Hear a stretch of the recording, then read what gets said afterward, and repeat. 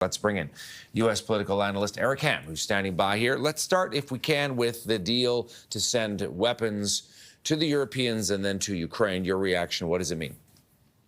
Well, it's a potential game changer. We know right now that Ukraine is certainly looking for more of those Patriot missiles. They will certainly be helpful in warding off many of those drone attacks and also give them a fighting chance, at least against Russia's air superiority. And so that will be a welcome move by President Zelensky, who's been calling, frankly, for more offensive weaponry from the West. And now with President Trump making this announcement, not only does this make a massive sea change in terms of U.S. military policy towards Ukraine, but it also goes a long way to signal to Russia as well as to the Europeans that the United States is not only still in this fight, but also, more importantly, on this fight on the side of Europe, not for Russia, where oftentimes when Donald Trump speaks, it's unclear where he stands exactly. How about the threat of 100% sanctions in 50 days against the Russians? And also, as you know, some top Republicans are working in Washington right now to come up with, again, more sanctions against Russia, but also against countries that buy Russian oil.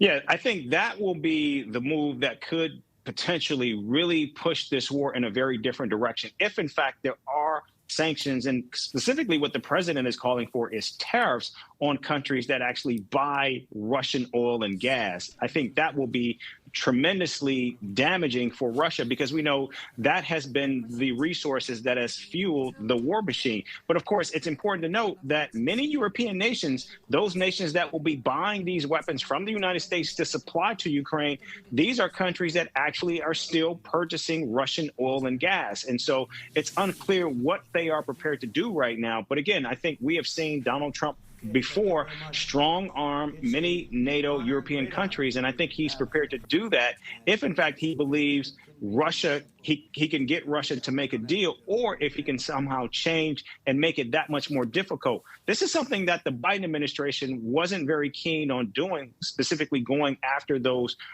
oil and gas revenues. If Donald Trump does this, this could certainly make for, I think, a very different start to the trajectory of this war. Why the change of heart by the president, Eric, based on what we've seen in recent months, and certainly that big blow up earlier this year with him and Volodymyr Zelensky, and now this? What's the calculus in his mind, do you think? I think the president now finally recognizes that he's being played by Vladimir Putin. He made clear that Vladimir Putin will say one thing, speak very nicely to him, and then in the immediate aftermath will launch 700 drone strikes against Ukraine indiscriminately. And I think now, after 6 months where there has been no efforts at a ceasefire, and Vladimir Putin has made clear, at least through deeds and actions, that he doesn't want one.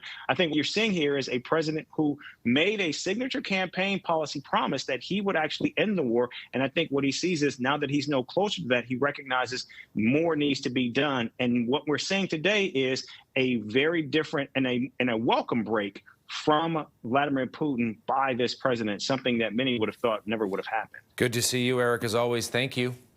Thank you.